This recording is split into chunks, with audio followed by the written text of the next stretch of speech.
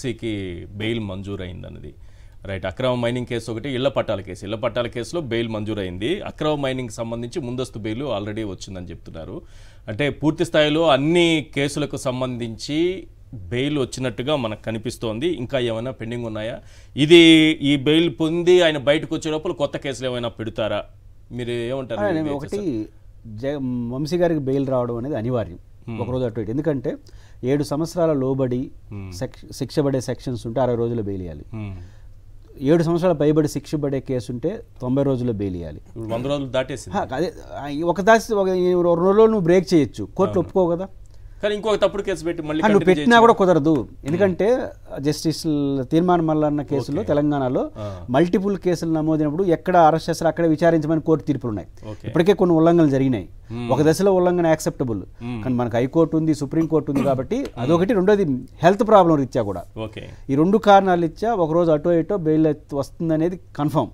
కాబట్టి ఈ రోజు కూడా వచ్చే అవకాశం ఉంది. ఇప్పటికైనా ప్రభుత్వం దాన్ని మళ్ళీ మీరు అన్నట్టు ఇంకో ప్రయత్నం చేస్తే ఈ రాత్రికి ఏమైనా చేస్తే చెప్పలేం. నకిలీ ఇళ్ల పట్టాల కేసులో బెయిల్ మంజూరైంది. అలాగే అక్రమ మైనింగ్ కేసు అనేది ఇంకోటి పెట్టారు, అక్రమ కేసే, అందులో ముందస్తు బెయిల్ ఉంది. సో అదే సమయంలో వైద్య సాయం విషయంలో కూడా చాలా క్లారిటీగా హైకోర్టు చెప్పినట్టుగా కనిపిస్తోంది. ఆయనకి తక్షణ వైద్య సాయం కూడా అందించాలని. ఎందుకంటే వైద్యం అందించకుండా అనారోగ్యం పాలై ఆయన ఎంత ఇబ్బంది పడుతున్నారంటే ఆఖరికి హాస్పిటల్కి తీసుకెళ్తే ఓఆర్ఎస్ దారిలో వెళుతూ అని డాక్టర్ చెప్పారట. ఇక్కడేం పని నీకని ఈ స్థాయిలో ఉందనే అంటున్నారు. రైట్. ఒకసారి ఈ విషయం కూడా మాట్లాడదాం సార్, వంశీ విషయం కూడా. అంటే వాళ్ళు ఇప్పుడు ఇంక వేరే కేసు పెట్టకుండా ఉంటారనేటటువంటి నమ్మకం అయితే లేదు. రెడ్ బుక్ చూసి అందరూ భయపడిపోతున్నారు. ఎందుకంటే మొన్న ఇప్పుడే మాట్లాడారు కదా, రెడ్ బుక్ తో పెట్టుకుంటే ఏమవుతుందని వంశీ గారు కనిపిస్తున్నారు. మొన్న బెయిల్ వచ్చిన తర్వాత పెట్టినటువంటి కేసే కదా. సో తర్వాత పెట్టి ఈ కేసులో నకిలీ పట్టాలనే దాని మీద మళ్ళీ అరెస్ట్ చేసినటువంటి పరిస్థితి. రెండోది ఆయన చూస్తే అర్థమైపోతుంది ఎంత అనారోగ్యంగా ఉన్నాడు. అది చాలా మనిషిని చూస్తే అర్థమైపోయింది ఎవరికైనా కూడా. కానీ అంత దారుణంగా ప్రవర్తించడం, ఒక మాజీ ఎమ్మెల్యేని అసలు ఎటువంటి ప్రివిలేజ్ కూడా ఆయనకి ఇవ్వకుండా, కానీ వాళ్ళకేమో ఫైల్స్ వస్తాయి అప్పటికప్పుడు దారిలో. ఫైల్స్ అండి, ఆ ఫైల్స్ వచ్చి అచ్చెన్నాయుడు గారు ఫైల్స్ అంటే నేను అంటున్నా ఫైల్స్ వస్తాయి అనుకున్నారా?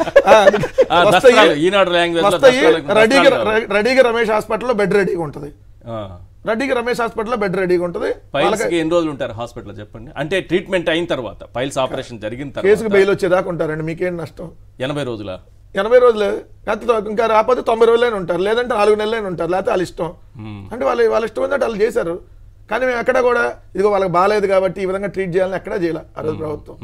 సో రెండోది, ఇప్పుడు హైకోర్టు వైద్యం అందించమని చెప్పింది కదా, అయినా అందిస్తారని గ్యారెంటీ లేదు. మళ్ళీ చెప్తున్నా, హైకోర్టు అనేక సందర్భాల్లో పోలీసులు తప్పుపడుతుంటే నిన్న ఇంకా బరితెగించి వ్యవహరిస్తున్నారు. హైకోర్టు అనేక సందర్భాల్లో తప్పుపడుతూ వస్తుంది. మీరు కేసులు పెట్టడం, అరెస్ట్ చేయడం తప్ప ఇంకేం చేయరా?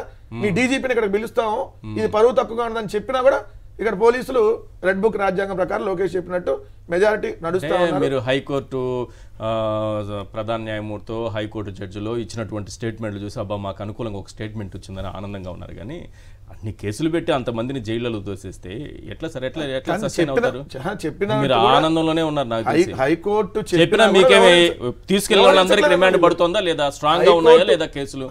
నేను అనుకున్నా రిమాండ్ పడింది కదా. హైకోర్టు చెప్పిందని కూడా పోలీసులు ఇక్కడ గౌరవించట్లేదు అంటున్నా. ఇది మనం నోట్ చేయాల్సిన పాయింట్, ప్రజలు కూడా తెలుసుకోవాల్సిన పాయింట్. రెండోది, ఇందాక ఎవరైతే జేసీ ప్రభాకర్ రెడ్డి గారు చెప్పింది ఒకటి, ఈ రోజు మహానాడులో జరిగింది ఒకటి.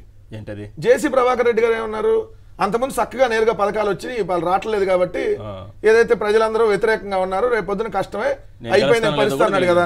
కానీ ఇవాళ అదే మహానాడులో జేసీ ప్రభాకర్ రెడ్డి గారి ముందు పాట పాడారు.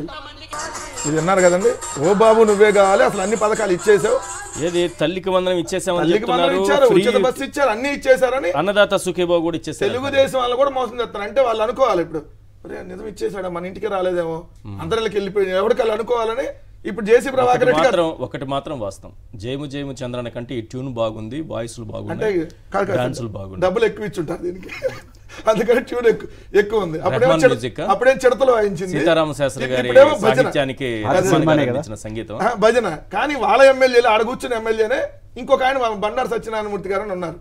ఆయన అనుకోని ఉంటాడు, మరి ఇవన్నీ ఎప్పుడు ఇచ్చారు నాకు తెలియకుండా మొన్నే కదా నా నియోజకవర్గంలో అభివృద్ధి జరగట్లేదు ఏమి ఇవ్వలేదని కాదు నేను ఇచ్చాను అనవసరంగా ప్రజల్లో తిరగలేకపోతున్నాను నేనంటే అన్ని ఇచ్చాను అంటున్నాడు ఏంది ఇది ఆయన కదండి ప్రజల్లో తిరగలేకపోతున్నాను స్టేట్మెంట్ ఇచ్చింది ఆయన కదా ఆయన అనుకుంటాడు ఎన్ని ఎప్పుడు ఇచ్చాను పాటలు పెడుతున్నారేడా నేనేమో ఏమవ్వలేదు అని చెప్పి మీకు జయము జయము చంద్రన్న సాంగ్ లో కూడా పోలవరం కట్టినాడు అని రాశారు అందులో లిరిక్స్ లో మీరు ఎవరు అక్కడికి ఆగిపోదు అమరావతి నిర్మించాడు రాసేశారు కట్టేశాడు ఇప్పుడు కూడా అంతే తల్లికి వందనం ఇచ్చేశారు టికెట్ ఫ్రీ టికెట్ అన్నదాతకి 20,000 కూడా ఇచ్చారు అన్నదాతకి 20,000 ఇచ్చేసారు మరి అన్నదాతలకు మరి ఎవరికి రాలేదు మరి ఎవరికి ఇచ్చారు ఆ పాట చూశారు కదా వాళ్ళు అనుకుంటారు అక్కడ ఉన్న డయాస్ మీద ఇద్దరు ఏదైతే సార్ ప్రజలు సక్సెస్ కాకపోయినా పాట సక్సెస్ అయిందా లేదా సార్ వీళ్ళకి పబ్లిసిటీ చెప్పాను కదా ఈ పబ్లిసిటీలో చంద్రబాబు నాయుడు మించిన వాళ్ళు ఇంకోటి ఉండరు ఏమి చేయకపోయినా అన్ని చేశామని పబ్లిసిటీ ఇచ్చుకోవడంలో ఇతను మించినాడు ఉన్నాడు రైట్ కరెంట్ ఛార్జీల పైన ఏమన్నారు చంద్రబాబు నాయుడు గారు ఒకసారి చూపించండి కరెంట్ ఛార్జీల పైన పెంచను అని నేను మాట ఇచ్చాను ఎన్నికలకు ముందు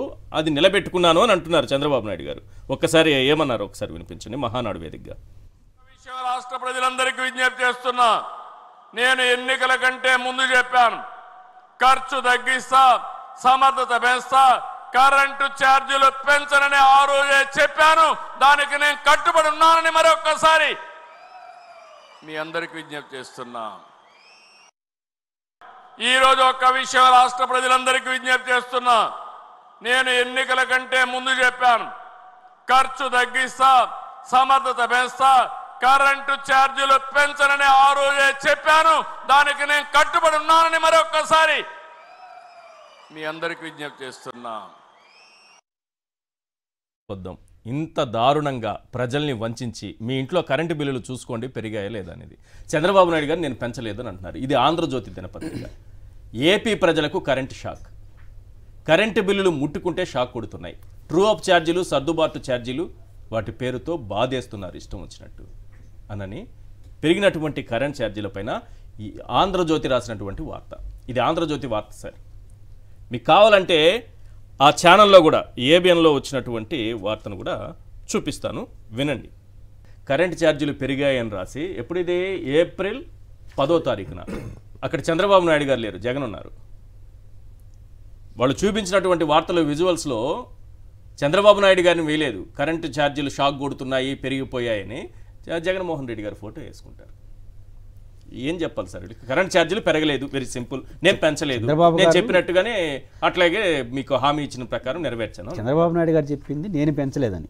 పెంచింది డిస్కమ్లు కదా ఓకే ఆయనకి సంబంధం లేదా అదే జగన్మోహన్ రెడ్డి గారు హయాంలో పెరిగితే ఆయనదే కారణం జగన్ గారు చెప్తారు కదా పెంచారు నేనే తగ్గించేది నేనని చెప్తాడు చంద్రబాబు గారు నేను పెంచలేదు డిస్కౌంట్ పెంచలేదు నిజంగానే తగ్గించుంటే మాత్రం ఘనత నాదే బేసిక్ ఏంటంటే ఇంత ఓపెన్ గా ఇంత అబద్ధాలు ఎలా చెప్తారు వారు పెంచింది నిజం నేను కూడా వినియోగదారునే మీరైతే హైదరాబాద్ కాబట్టి దాదాపు రెట్టింపైన ట్రూ అప్ ఛార్జీలు వేస్తున్నారు పెరిగిన దానికి పెద్ద సాక్ష్యం ఎవరు అంటే జగన్మోహన్ రెడ్డి గారు విద్యుత్ ఛార్జీలకు వ్యతిరేకంగా ధర్నాలు చేసినాడు రాష్ట్ర వ్యాప్తంగా జరిగింది కదా ఎందుకు చేస్తాడు 16,000 కోట్లు ఎందుకు పోయినాడు ధర్నా ఎందుకు చేయగలిగినారు రాష్ట్రంలో వైసీపీ ఈ మధ్యకాలంలో చేసిన పెద్ద ధర్నాల్లో సక్సెస్ఫుల్ ధర్నా ఏంటంటే విద్యుత్ ఛార్జీలు ఎందుకు సక్సెస్ అయింది అందులో ఓడిపోయిన పార్టీ 10 నెలల కాలంలో గొడవలు అవుతాయి 9 కాలంలో అవుతాయి కేసులు అవుతాయని భయం ఉన్న టైంలో కూడా అన్ని వేల మంది వచ్చారు అంటే కరెంట్ ఛార్జీలు పెరగకుండా ఊరికే వస్తారా నెంబర్ 1 కష్టం ఉంటేనే రారు అలాంటిది వచ్చినారు అంటే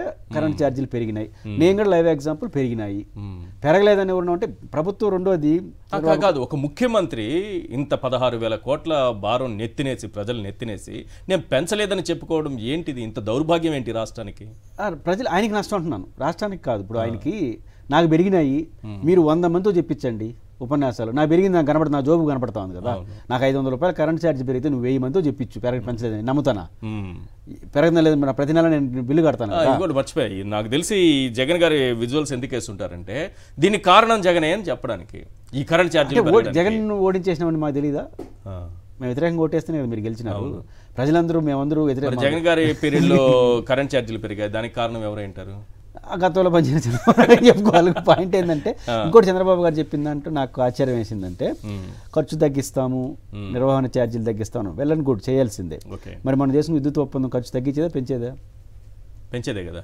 4 రూపాయల పైసలు దాన్ని చెప్పుండాలి జగన్మోహన్ రెడ్డి గారు చేసుకున్న ఒప్పందాల వల్ల సెకీతో చేసుకున్న ఒప్పందాల వల్ల ఇంత రాష్ట్రానికి ఖర్చు అయితే మేము చేసుకున్న కొత్త ఒప్పందం వల్ల ఇంత లాభము అని ఎందుకు చెప్పలేదు రైట్ మంచి వేదిక కదా మహానాడు అనేది. కాబట్టి నేనేమంటే ప్రభుత్వం ఇట్లా అతిశయోక్తితో కాలం గడిపేస్తానంటే దేన్నైనా ప్రజలు నమ్ముతారు. ఈశ్వర్ గారు, నా జోబు నుంచి డబ్బులు పోతే నేను ఒప్పుకుంటాను. నా జోబుకు వచ్చే ఇప్పుడు జోబులో డబ్బులు రాలేదు ప్రభాకర్ రెడ్డి గారు ప్రభాకర్ రెడ్డి గారు చెప్పింది ఏంటి, జోబులోకి రాలేదని మనం ఎన్నో ఉపన్యాసాలు చెప్పినా నాకు రాలేదు ఈ నెల. అవును, ఇంకా నువ్వు ఏమంతో ఉపన్యాసాలు చెప్పించినా పిండి తీసేసుకుంటాం, పిండి తీసుకునేస్తున్నారు. రెండోది ఖర్చు అవుతా ఉంది.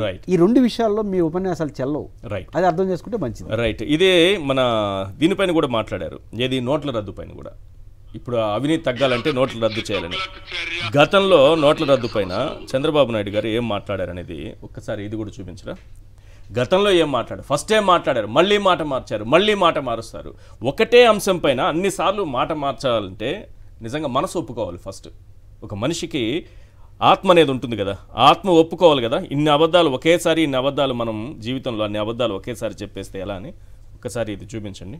బేసిక్గా మాజీ ప్రధానమంత్రి మన్మోహన్ సింగ్, దివంగత ప్రధానమంత్రి రాజ్యసభలో చెప్పిన మాట ఏంటంటే ఇది మనిషి సృష్టించిన విధ్వంసం అన్నాడు.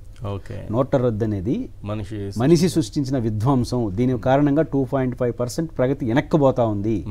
2 minutesలో చెప్పిన మాట. రైట్, మెదడులో విధ్వంసం సృష్టిస్తున్నారు చంద్రబాబు నాయుడు గారు. రోజుకో మాట మాట్లాడితే చెప్పే ముందు విద్యుత్ ఛార్జీలకు సంబంధించి ఒక్క నిమిషం కంక్లూడ్ చేయండి. జగన్మోహన్ రెడ్డి గారి హయాంలో పెరిగినా జగన్మోహన్ రెడ్డి గారి కారణం, చంద్రబాబు నాయుడు గారి హయాంలో పెరిగినా జగన్మోహన్ రెడ్డి గారి కారణం. నిజండి, అసలు ఎంత లాజిక్ వాళ్ళు చెప్పేది. ఇప్పుడు ఎవరు ప్రభుత్వంలో వాళ్ళు పెంచితే వాళ్ళ కారణం కాదంట, వాళ్ళు కాదు. జగన్ గారి ప్రభుత్వంలో పెంచితే జగనే కారణం అన్న, చంద్రబాబు నాయుడు గారి ప్రభుత్వంలో పెరిగితే చంద్రబాబు కారణం అవ్వాలి కదా, మరి దానికి వాళ్ళు చెప్పరు. అప్పుడు రెండో అంశం వచ్చేటప్పటికి మీరు అది ఒకటే అన్నారు సార్, ఈ దేశంలో కాదు నాకు తెలిసి ఈ భూ ప్రపంచంలో అత్యంత వేగంగా రంగులు మార్చగలిగిన చంద్రబాబు నాయుడు గారు ఒక్కళ్ళే, ఇంకెవరు కూడా మార్చలేరు. సోనియా గాంధీ ఇటలీ దెయ్యం, కాంగ్రెస్ పార్టీ అంత మంచి పార్టీ లేదని పొత్తు పెట్టుకున్నాడు. మళ్ళీ మోడీని టెర్రరిస్టు, పిచ్చి తొగలకు కాదు టెర్రరిస్ట్ అన్నాడు. మళ్ళీ మోడీ అంత గొప్పవాడు లేడు. నోట్ల రద్దు దాని నా వల్ల అయింది అన్నాడు ఒకప్పుడు, దానికి కన్వీనర్ ఆయనే కదా, దానికి కన్వీనర్ ఆయనే, కానీ అది ఒక పిచ్చి తొగలకు నిర్ణయం అంటాడు. ఇప్పుడు మళ్ళీ రద్దు చేయమంటాడు. అట్లానే మీరు చూస్తే అనేక సందర్భాలు ఎట్లాంటి ఒకటి కాదు కోకొల్లు మీరు అన్నట్టుగా. ఇప్పుడు చనిపోయిన రామారావు గారిని తీసుకొని వచ్చి వీడియోలు చేపిస్తున్న గొప్పవాళ్ళు, ఇక చనిపోయిన రామారావు గారిని తీసుకొచ్చారు ఇప్పుడు మహానాడుకి. తీసుకొని వచ్చి అసలు లోకేష్ అంత గొప్పవాళ్ళు లేడని చెప్పి రామారావు గారు ఎప్పుడు జీవితంలో అని ఉంటాడు, కానీ అన్నట్టుగా అమరావతి అనేది ఎప్పుడు డిసైడ్ అయింది రాష్ట్రం విడిపోయినాక, కానీ అమరావతి రూపశిల్పి చంద్రబాబు నాయుడు అని రామారావు గారు చెప్పినట్టుగా. అదే బతుకున్నప్పుడు ఒరిజినల్ వీడియో వేసి ఇప్పుడు ఈ ఆర్టిఫిషియల్ వీడియో చేస్తారు, ప్రజలు కూడా చూసేవాళ్ళు కదా.